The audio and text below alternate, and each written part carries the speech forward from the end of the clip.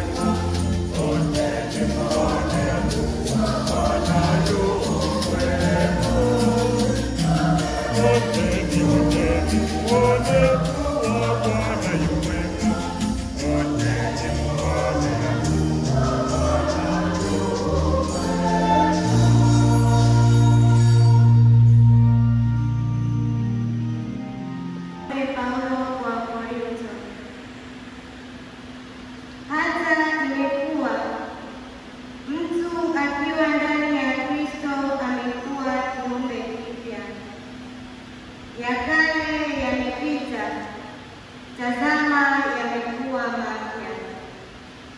Lakini vyote pia vyatokana na Mungu aliyetupatanisha sisi na nafsi yake kwa Kristo, naye alitupa huduma ya upatanisho, yaani Mungu alikuwa ndani ya Kristo akiupatanisha ulimwengu na nafsi yake, asiwahesabie makosa yao, naye ametia ndani yetu neno la upatanisho.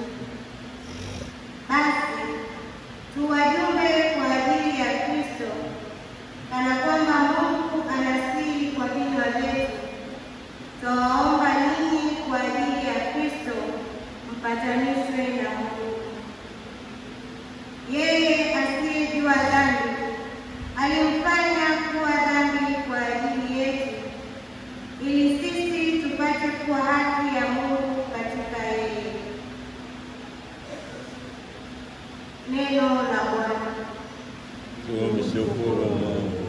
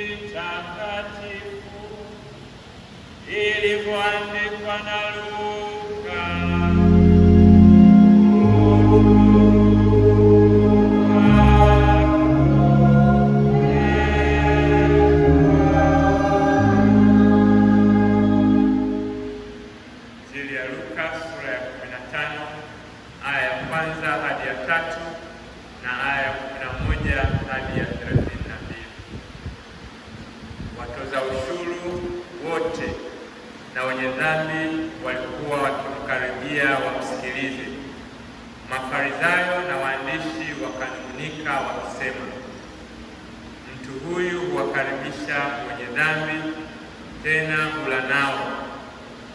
Akawaambia mfano huu akisema, mtu mmoja alikuwa na wana wawili. Yule mdogo akamwambia babaye, baba, nipe sehemu ya mali inayoniangukia. Akawagawia vitu vyake. Hata baada ya siku nyingi, yule mdogo akakusanya vyote, akasafiri kwenda nchi ya mbali, akatapanya mali zake huko kwa maisha ya uasherati. Alipokuwa amekwisha tumia vyote, njaa kuu iliingia nchi ile, yeye naye akaanza kuhitaji. Akaenda akashikamana na mwenyeji mmoja wa nchi ile, naye alimpeleka shambani kwake kulisha nguruwe. Akawa akitamani kujishibisha kwa maganda waliokula nguruwe, wala hapana mtu aliyempa kitu. Alipozingatia moyoni mwake, alisema, ni watumishi wangapi wa baba yangu wanaokula chakula na kusaza, na mimi hapa ninakufa kwa njaa. Nitaondoka, nitakwenda kwa baba yangu na kumwambia, Baba, nimekosa juu ya mbingu na mbele yako, sistahili kuitwa mwana wako tena. Nifanye kama mmoja wa watumishi wako. Akaondoka akaenda kwa babaye. Alipokuwa angali mbali, baba yake alimwona, akamwonea huruma. Akaenda mbio, akamwangukia shingoni, akambusu sana.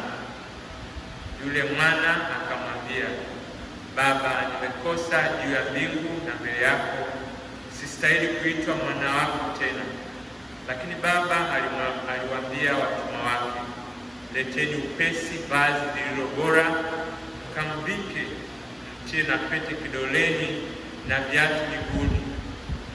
Leteeni ndama yule aliyenona, mkamchinje, nasi tule tukafurahi, kwa kuwa huyu mwanangu alikuwa amekufa naye amefufuka, alikuwa amepotea naye ameonekana. Wakaanza kushangilia. Basi yule mwanawe mkubwa aliyekuwako shambani, alipokuwa akija na kukaribia nyumba, alisikia sauti ya nyimbo na machezo. Akaita mtumishi mmoja, akamuuliza, mambo haya maana yake nini? Akamwambia, ndugu yako amekuja na baba yako amemchinjia ndama aliyenona, kwa sababu amempata tena yu mzima. Akakasirika, akakataa kuingia ndani. Basi babaye alitoka nje, akamsihi. Akamjibu baba yake akasema, tazama, mimi nimekutumikia miaka mingi hii. Miaka mingapi hii? Wala sijakosa amri yako wakati wowote. Lakini hujanipa mimi mwana-mbuzi nifanye furaha na rafiki zangu. Lakini alipokuja huyu mwanao wako aliyekula vitu vyako pamoja na makahaba, umemchinjia yeye ndama aliyenona. Akamwambia, mwanangu, wewe u pamoja nami siku zote, na vyote nilivyo navyo ni vyako. Tena kufanya furaha na shangwe ilipasa, kwa kuwa huyu ndugu yako alikuwa amekufa naye amefufuka, alikuwa amepotea naye ameonekana. Neno la Bwana.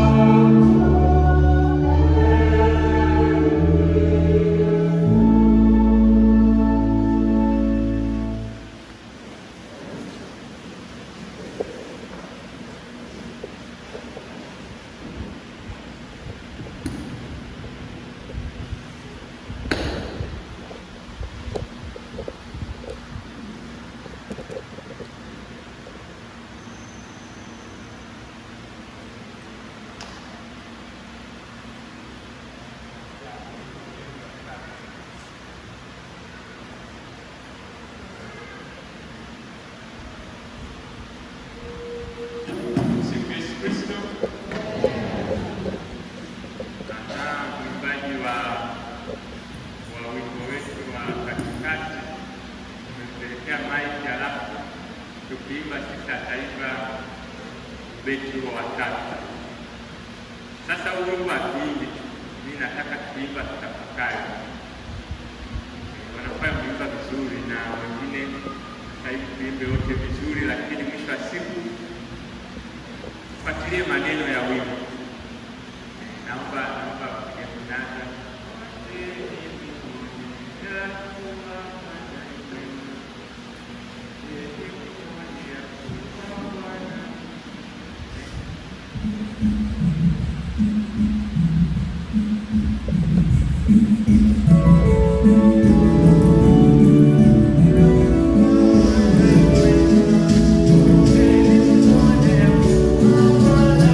Oh,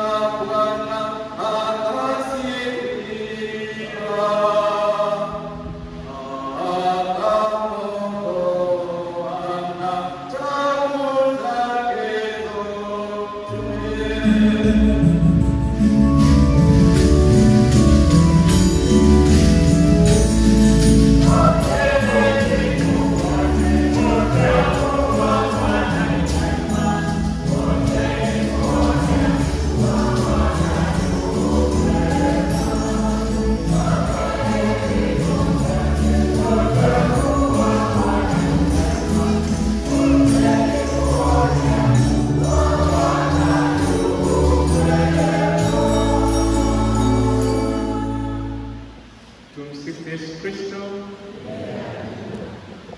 Tumesikia wimbo vizuri. Nikileta maji hapa nikakuuliza huu wimbo maana yake nini? Sura jibu. Msifu Yesu Kristo. Sangalie pembeni na hawa jirani ndio karibu. Nikisogeza maji hapa nikauliza huu wimbo tumeuimba maana yake nini? Sura jibu. Bwana anaitikia hapa. Ndugu zangu wapendwa, onjeni muone jinsi Bwana alivyo mwema. Ni maneno ya Zaburi ambayo wanafunzi wetu wamefikiria vizuri. Lakini mimi naomba tuabebe kwa tafakari kubwa. Wewe unamwona wapi Bwana ni mwema?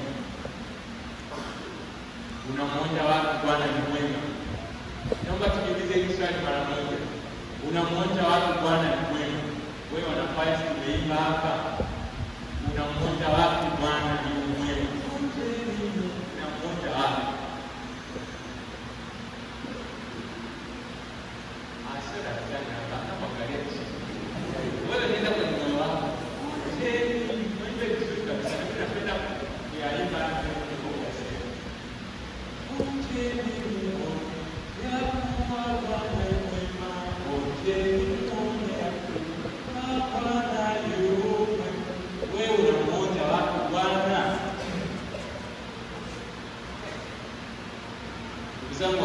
Tunamwona wapi Bwana kwamba ni mwema? Majibu ni mengi na kila mtu ana jibu lake. Tunamwona Mungu katika neno lake, inaweza likawa jibu kama tulivyosoma maandiko matakatifu, na hasa somo la Injili leo, simulizi la mwana mpotevu. Ina maneno mazito, kila neno ukilishika kutafakari hapa hata siku haitoshi. Tunamwona Bwana ni mwema kupitia homilia hii tunayosikia hapa. Tunamwona Bwana ni mwema katika sakramenti zake, kwa namna pekee sakramenti ya kitubio. Na watukoza Israeli tuko ambao tuungane, tuko ambao kusoma neno la Mungu hata usisimuke. Imba nyimbo za Harmonize na Diamond hapa ndio unasikia vizuri. Ugogani kwa mfano wa Harmonize na Diamond. Au nyinyi mnapenda nyimbo gani? Unaelewa ninachoongea? Kuna watu tukiimba nyimbo hapa unasikia raha. Hebu wimbo wa Diamond Duke. Ukiimba unasikia raha. Dopamine inazalishwa kwenye ubongo na kusikia hata atoke hapo na mistake. Ukisoma mambo ya Mungu ndio muda kujikuna, ndio muda tukashika vitu na kuangalia kama vipo. Kusikia hata kusimuka. Yaani tunasoma hapo Injili, tunasoma vizuri, wewe hakuna ambacho unapata. Yaani kama baada ya malizo kutoa sadaka siku zote. Lakini ni kwenye neno la Mungu tunamwona Mungu jinsi alivyo mwema. Nimeshia lugha ya sakramenti ya kitubio, tunakutana na Mungu, tunakutana na huruma ya Mungu kwenye sakramenti ya kitubio. Ndipo huko tunamwona Bwana. Wewe unamwona wapi? Kwa bado utaki, kwa mtaa utaki, ndio anaeneo utaki, kila kitu utaki. Tunamwona wapi Bwana kama mwema? Tunamwona kwenye mambo mengi, lakini zaidi kwenye sakramenti zake, sakramenti ya kitubio. Na kwa namna pekee tunamwona Bwana ni mwema kwenye sakramenti ya Ekaristi Takatifu. Mwengi hapa tunajitahidi hapa kukumbuka Mungu. Yaani asubuhi tu unaweza kusikia mkono kabisa. Kabisa hapo ile mkono unauma.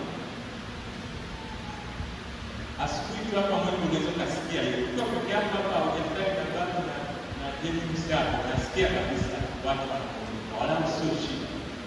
Lakini sote tunapokuja, lakini tunamwona Bwana kwa namna pekee kwenye sakramenti, na hasa sakramenti ya Ekaristi Takatifu. Mambo hii mwenyewe ametaka abaki na sisi kwa mafumbo hayo matakatifu. Na alifanya hivi kwa wanafunzi wake. Ndio ni Alhamisi.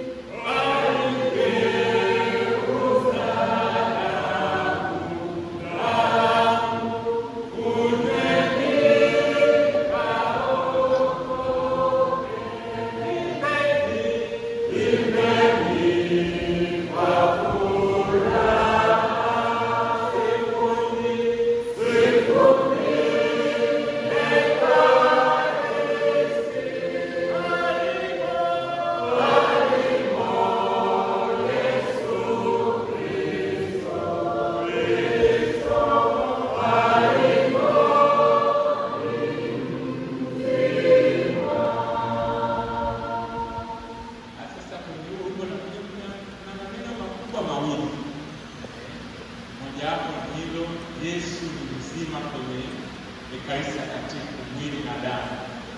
Lakini pamoja na kuwepo sasa Yesu wa Ekaristi katika maumbo haya ya mkate na divai, tukimkomunika tumegaji hapo kuonyesha maneno. Kule tunafanyaje? Tumegaji hapo.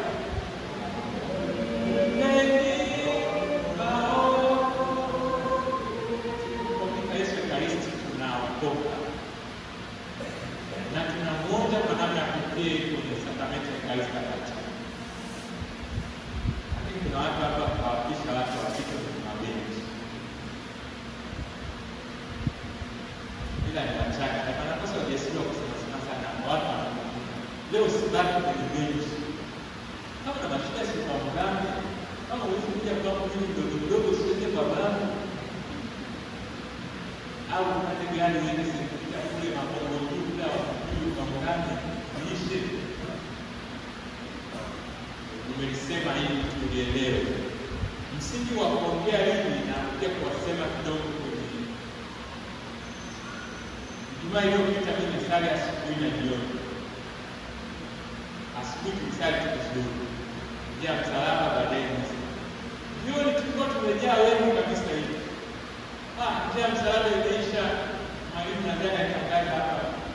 Baada ya njia ya msalaba tunaunganisha na misa. Niliporudi watu wamesema.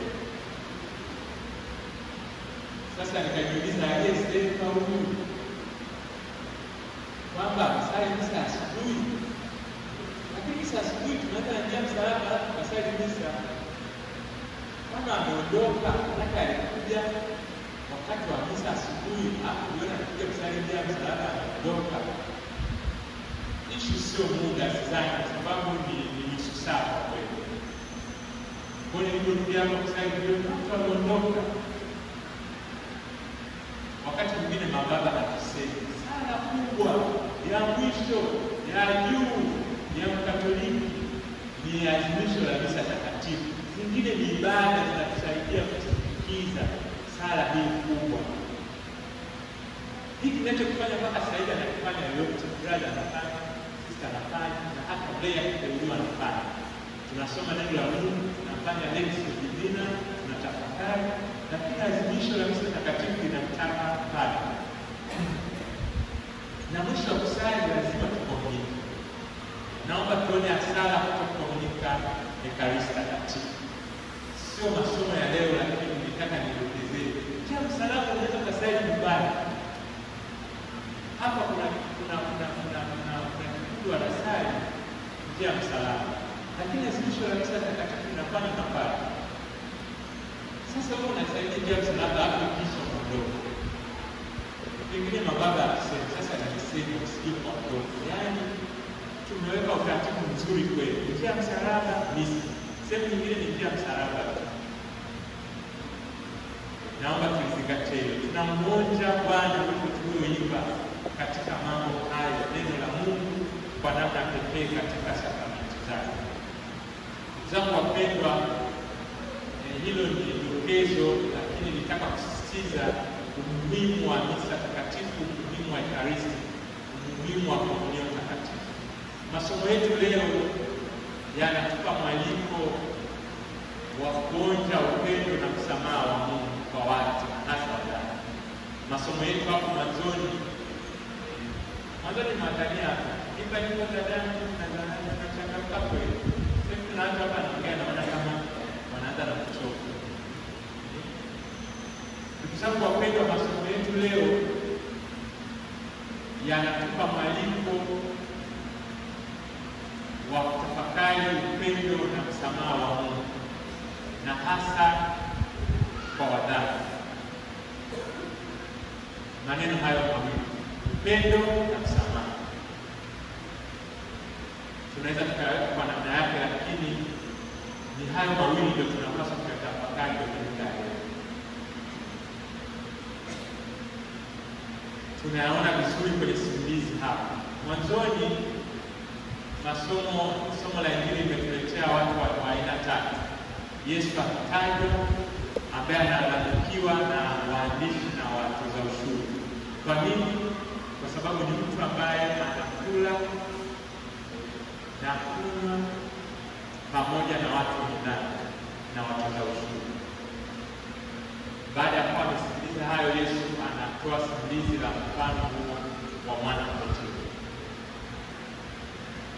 lote kuonyesha jinsi Mungu anavyopenda, anavyohangaika na mtu mwenye dhambi, na hasa aliye tayari kutubu na kurudi. Ndugu Kiswahili kilichotumika pale ni kizuri, na kila neno kilisoma linatafakari ndani mwake.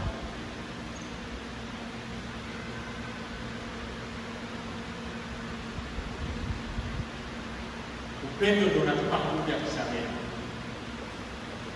Kusamehe ni rahisi, wengine itategemea umekosewa nini. Tuka kuzungumza kitu kimoja kibiti, hata tunaona ita ni msamaha.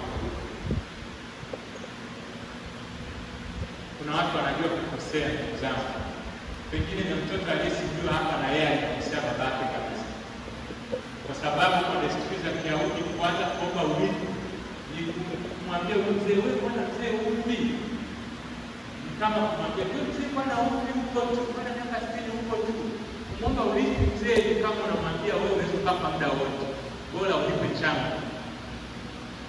Nijue mapema namna ya kutumia. Kwa hiyo ilikuwa ni attitude ambayo sio nzuri kabisa. Na Mungu kwa kweli haingilii uhuru wetu.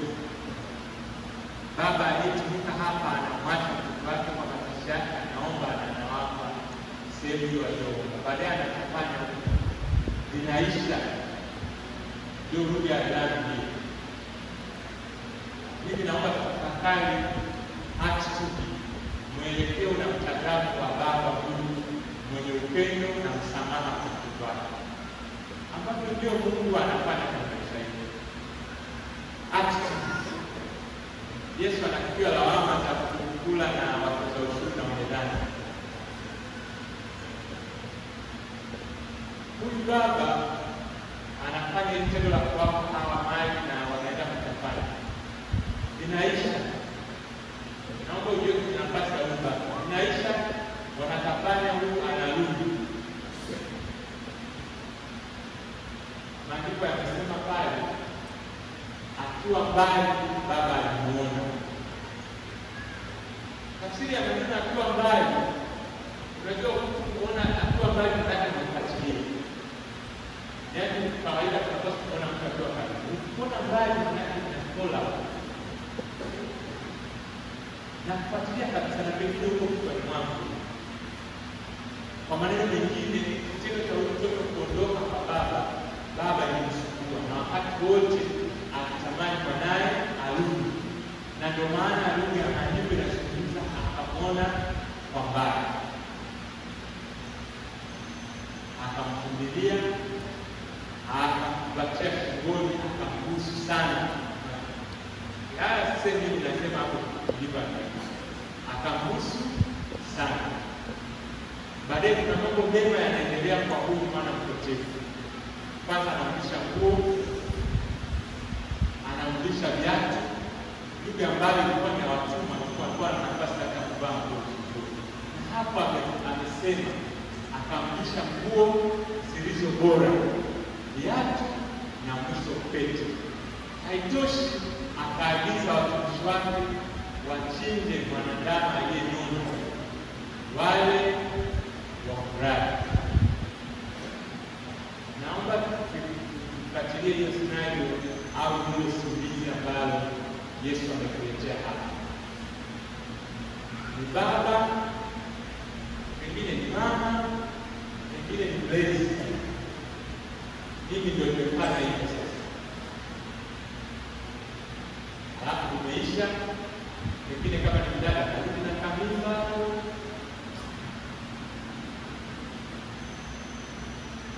Kama ni mtoto wa kiume na rudi na itababa huko. Na dawa za kulevya zimeshanibadilisha. Ni wazazi wangu ni waga mpokee. Amina. Kwamba na utaagiza watumishi walete huko bora watumishi. Walete na viatu watumishi na pete, ukachinje na kuku, wale wafurahi. Yule alikuwa ameenda kukuzidula, amekuja hela na makaba na mambo ya washirati, amerudi amepatikana. Wewe hapo baba baba Jambola wewe na mama Jambola wewe na lugha ya hivyo. Tunaenda kucheza mpira kipindi saa 12 unafungua mlango. Leo umeondoka na umeiba kwa kilo hela, umeenda umetoroka, umebeba na gari, umeenda sisi watu. Hapo narudi huko mjini kabisa. Eti anatoka anakuambia pole kwa nani karibu. Na anania kubani. Hapana barabara. Naomba tuonje upendo na msamaha wa Mungu ulio mkubwa. Nafikiri hata huyu mtoto alishangaa jinsi ambavyo baba anapokea. Mbona sio ya kawaida? Lakini tunaguswa na majuto ya huyu mtoto. Kwa nini atabiki hapa? Tarudi kwa baba yangu na kumwambia baba, nilikosa nia mingi na mbele yako. Sistahili kabisa hata kutoka. Nifanye mmoja wapo wa watumishi. Zangu hili toba ya kitabicha kitubio kule. Ambao wengi hapa watu wanaikumbusha. Ukija unachagua dada. Utakuja kule kule naona huyu ni ngani tu. Nimesema uongo. Alita daktari kwa zile sawa na uongo.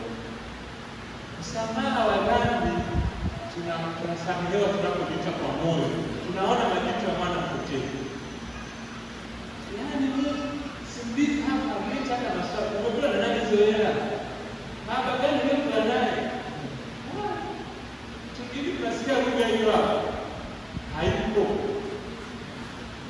Bila shaka baba aliguswa pia na majuto ya huyu mtoto wake. Lakini ndipo Mungu bado anahangaika na sisi wanadamu.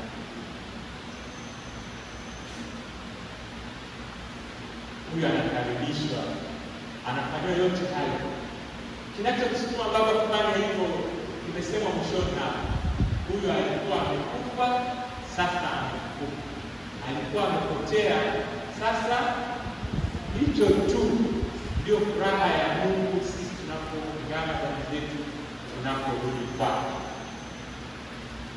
Na hicho pekee ndio kinamsukuma kufanya yote haya na hata kumshinda huyo mwanadamu aliyeniona kwa ajili ya huyu mtoto.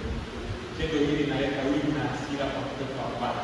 Hata kimsingi kwa kweli alishika sheria vizuri na alimheshimu baba. Lakini anajiuliza sasa, mimi nimefanya yote haya na kuheshimu. Hakuna siku ambayo sijakutii. Hujawahi kukuchinja. Sio hata ndama aliyena, hata kambuzi. Kumbuzi kizangu hapa. Labda wanatumia mtu wa moshi.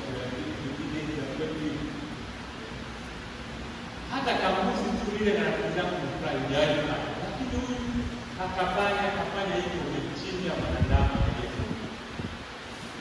Tunaona tuone Mungu jinsi ambavyo anafanya upatanisho.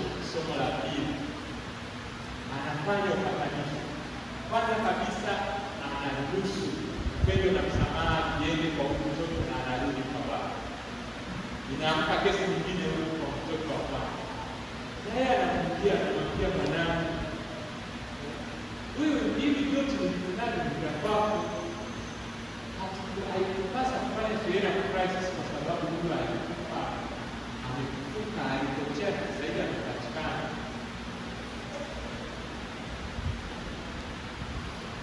Tunaona jinsi Mungu anaviweka hivi vitu viwili kwa wakati mmoja. Anarudisha msamaha. Na ndivyo ilivyo kimsingi. Tunapoungana dhambi zetu kwa moyo, kwa dhati, tunarudisha urafiki wetu na Mungu tuliopoteza kwa sababu ya dhambi.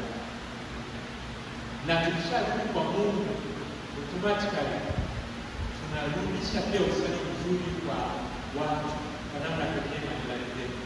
Mke wako, mume, watoto, watu wa kazi, rafiki na watu ambao wanasema. Tunarudisha mahusiano yao vizuri, tunarudisha mahusiano yao kwa vizuri. Ndugu zangu, ndicho ambacho tunaitwa kufanya na sisi katika dunia leo na hasa katika kipindi hiki cha Kwaresma. Baba mwana mpotevu hana hata muda wa kujua ulikula na nani lakini ulipoondoka kama ulienda wapi, ulianzia wapi, hizi hela ziliishia wapi, nani aliyemaliza hizi tumekwaje sisi wewe? Na mama tunafanya nini na wewe? Na kwa kufanya nini watu hawabadiliki kabisa. Kwa hata saikolojia ya kawaida tu, adhabu ambazo ni hasi, negative punishment, hatufanyi kazi wakati wote, mara chache sana tunafanya kazi. Lakini tunapokuwa na mtazamo chanya kwa watu, na hasa wadani au watu ambao wamepotoka, wanarudi kirahisi na wanakuwa uhuru kwetu, vitu ambavyo nilikuwa naonyesha. Sidhani kama labda mwana mpotevu angekosea kuuliza, lakini aliona kuuliza haya manake yataamsha tu uchungu kwa Mungu. Nianze kujua hela alikuwa na nani, ziliishia kwa nani, ulikuwa wapi, ulikuwa unakula nini huko. Ndio tunavyofanya sasa, ndio tunavyofanya sasa. Mambo usikamata message ya baba wewe unaandika, unakamata unakwadia na mama mkwe screen, unakwadia na mama mdogo, unakwadia na dada yako. Hapo bado unaanza kufanyia kazi. Wewe ukwadia mdogo wako manake ni bado mama zangu ananiangalia kwa macho yake. Hiyo ni message hujauliza, umetoka kwa nani? Ni mapizio tu, ameenda kuoga, ameenda bafuni, unayo. Basi unajua ushamwona. Wewe hujasoma hata message ilipotoka. Watu siku wanatuma message. Kama namba huko wanatuma tu.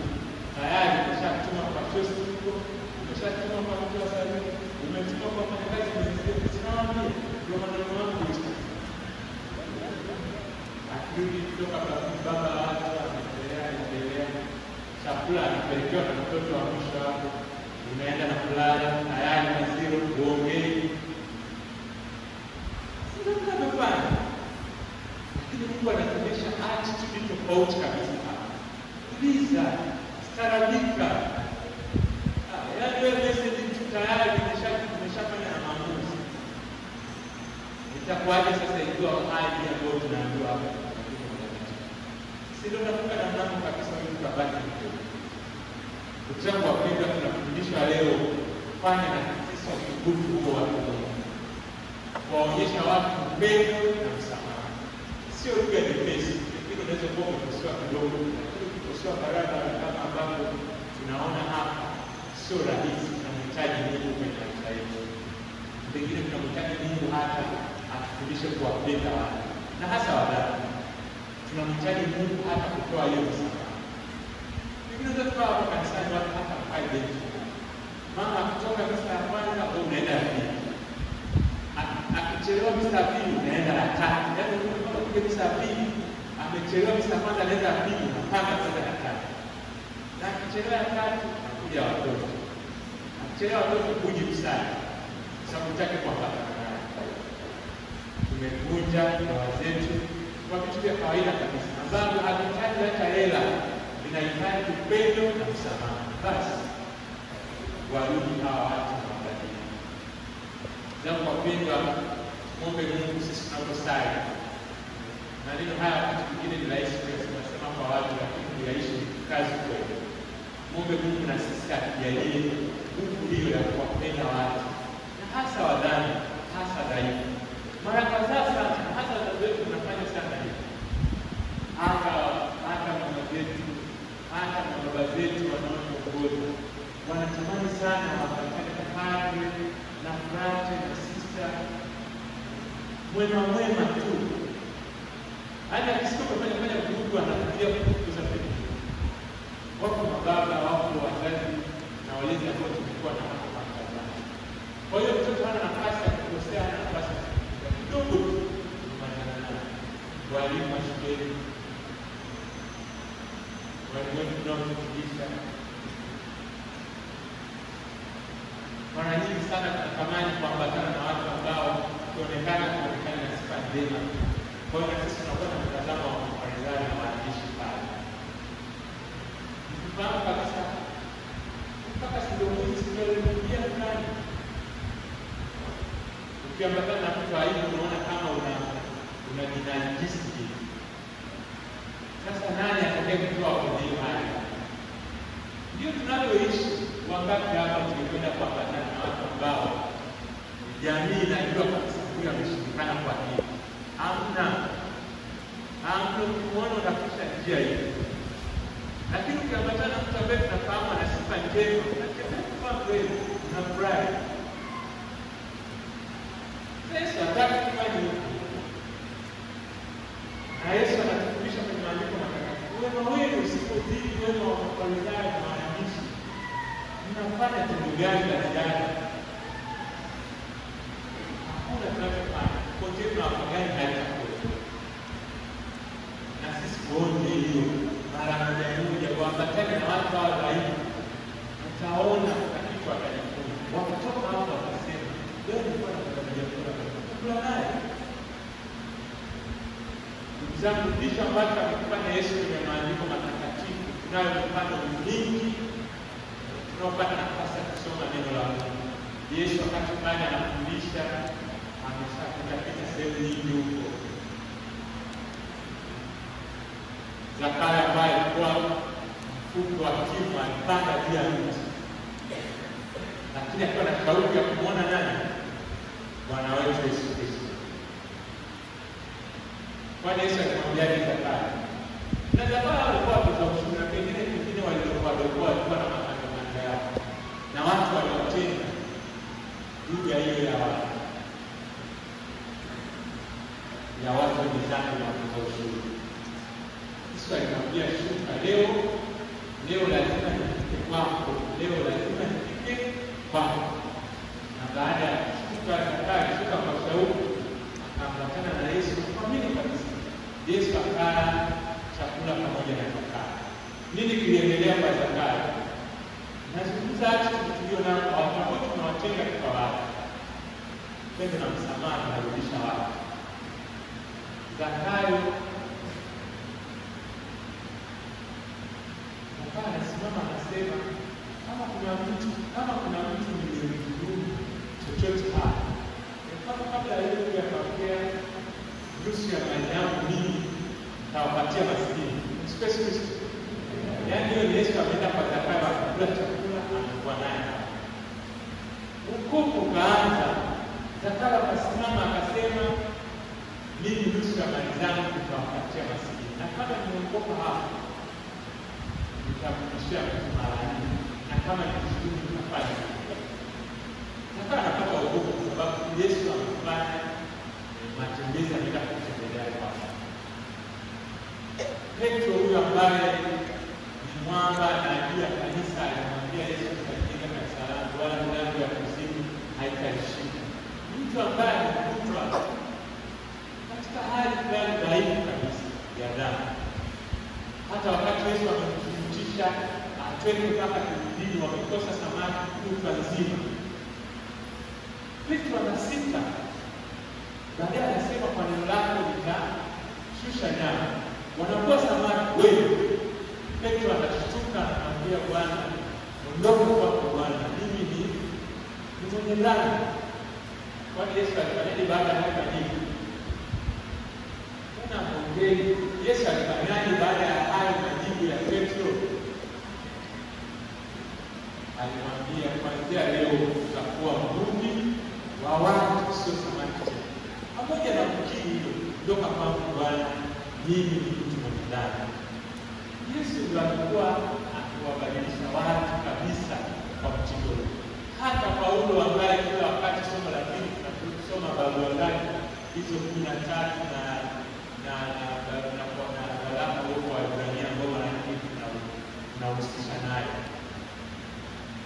Huyu alikuwa yuko safarini kuelekea Dameski kwenda kutesa Wakristo. Yesu anarudia hilo na anabadilisha na mpa wokovu. Paulo leo amefanya mafungo haya. Mfano wote wa fedha ambao tunaja hapa, Yesu ni wazani hawa anawatumia kwa badilisha. Jambo ambalo mimi na wewe hatufanyi. Sisi tunaambatana kweli na wewe. Hakuna cha ziada tunachofanya. Kwa kweli kwa wanaopenda mwema huyu yuko kwenye hali njema. Sisi Yesu anataka leo tuangaike na hawa waliobadilika. Mwanamke aliyeosha miguu ya Yesu kwa machozi na nywele zake mpaka majanzi. Kwani baadaye Yesu alisimama akasemaje? Kwa kupenda kweli. Mfano ni mingi kweli, attitude, mtazamo kwa watu wenzake. Maria Magdalena ambaye huyu alifahamika kwa maisha ya uasherati, ambaye Yesu alitoa pepo 7. Watu walishamtenga, ameshindikana kama mtu yoyote mwingine aliyekuwa mtaani. Yesu anambadilisha Maria Magdalena na anakuwa best friend wake kabisa. Na Yesu anamstahilisha zaidi, wanakuwa mtu wa kwanza kushuhudia utukufu wake. Ndugu wapendwa, upendo na msamaha unawakilisha watu. Upendo na msamaha unawaweka watu. Na unatuletea upatanisho ambao unatuletea amani kwenye maisha yetu ya kila siku. Tusimame tukiri imani yetu na sadiki kwa Mungu mmoja.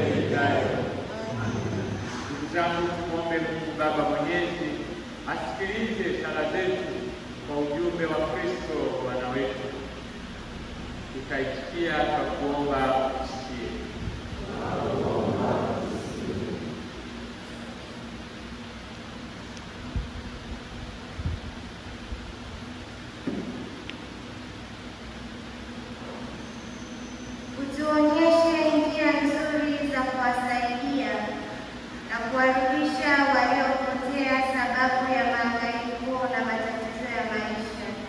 Ee Bwana,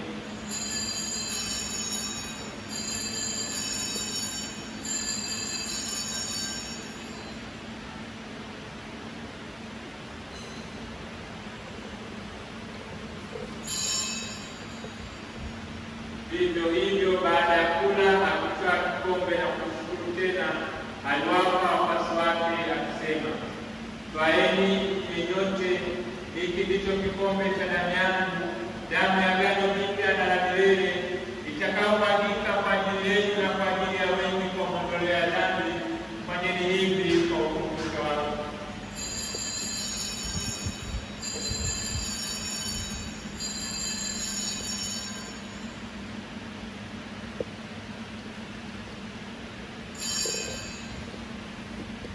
Good.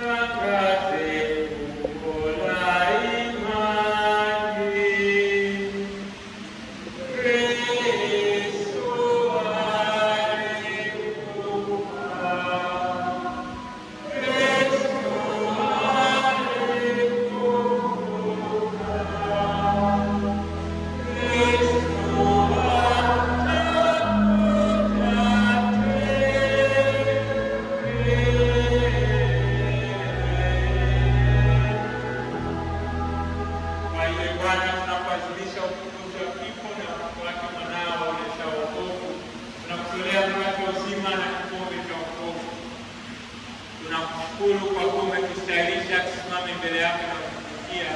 Pia tunakusifu kwa unyenyekevu, ili kwa kushiriki mwili na damu ya Kristo tukusanywe na Roho Mtakatifu tupate kuwa jamaa moja.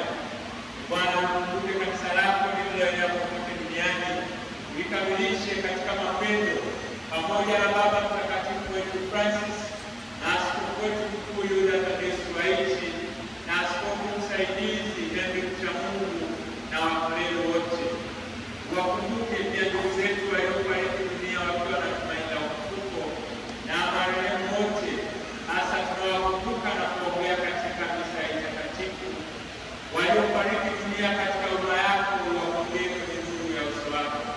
Tunakuomba uhurumie sisi sote, ili pamoja na Maria Bikira mwenye heri mama wa Mungu na Mtakatifu Yosefu mume wake uliobikira, mitume wenye heri, Mtakatifu Maximiliani Maria Kolbe, msimamizi wa parokia yetu, na watakatifu wote waliopendeza tangu kale, tustahili kushiriki uzima wa milele na kusifu na kutukuza kwa njia ya mwanao Yesu Kristo.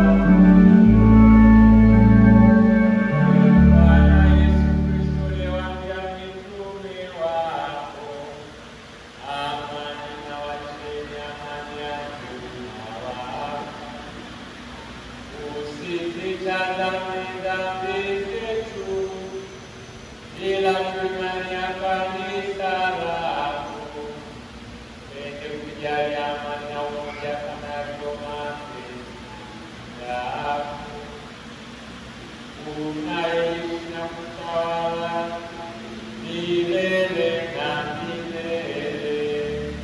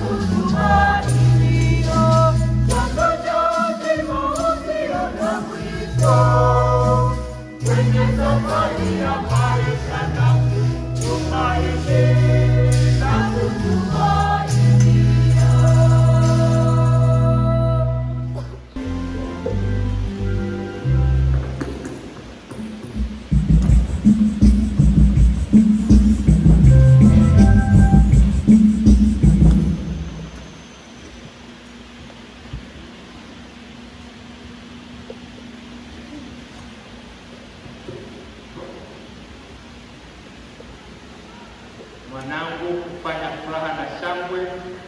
Ilipasa kwa kuwa huyu ndugu yako alikuwa amekufa naye amefufuka, alikuwa amepotea naye anaonekana. Tuombe.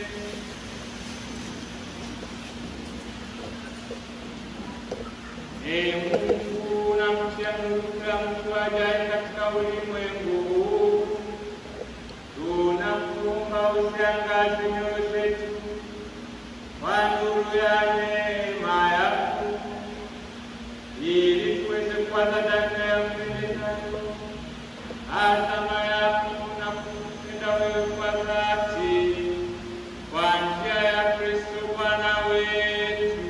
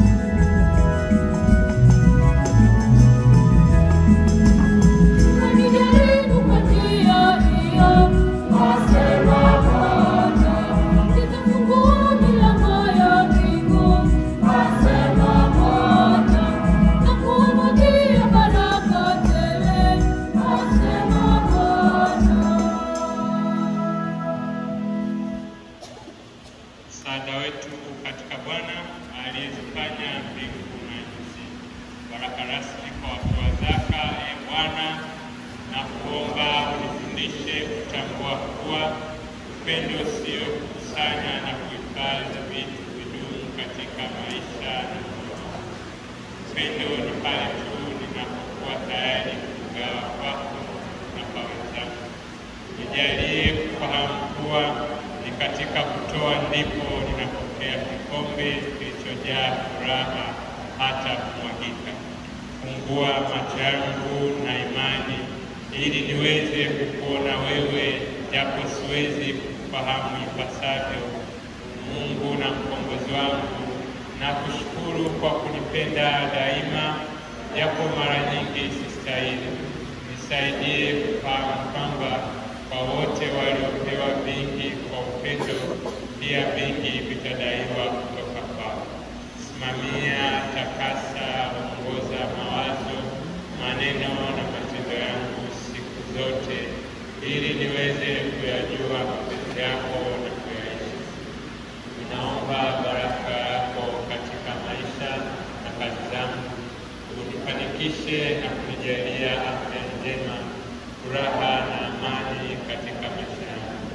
Pokea zaka yangu hii, nipe ujasiri wa kuwa mwaminifu, kutoa 10% ya baraka unazonijalia kila wakati, kama shukrani yangu niweze kuchangia katika kuendelea kujenga ufalme wako katika parokia hii ya Mtakatifu Sirani Maria Kolbe na kanisa lako popote duniani. Na baraka yake Mungu Mwenyezi, Baba, Mwana na Roho Mtakatifu iwashukie na kukaa nanyi daima. Asante.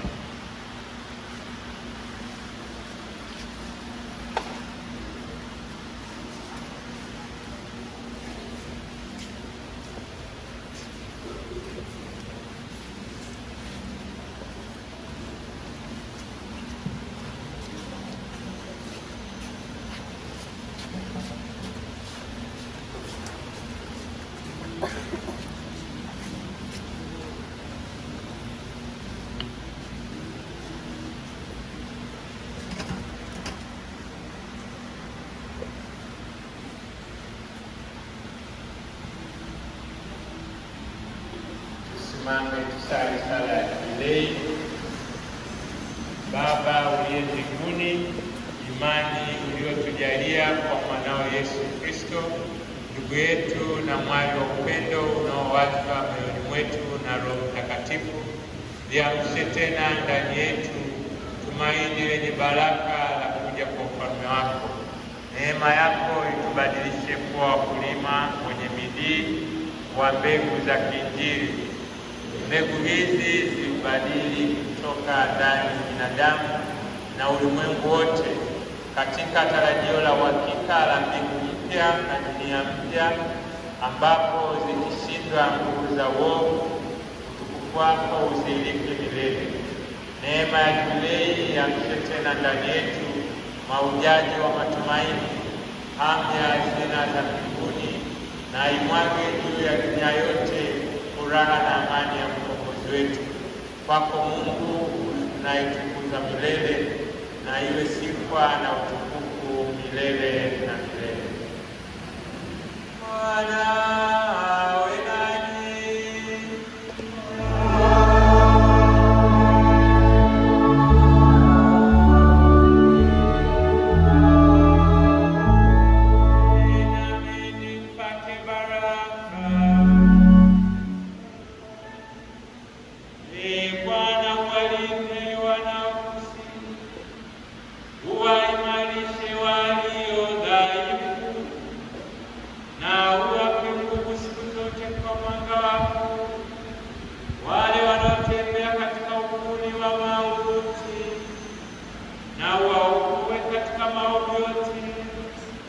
Ili wapate kuyafikia yale mema yapatayo mema yote.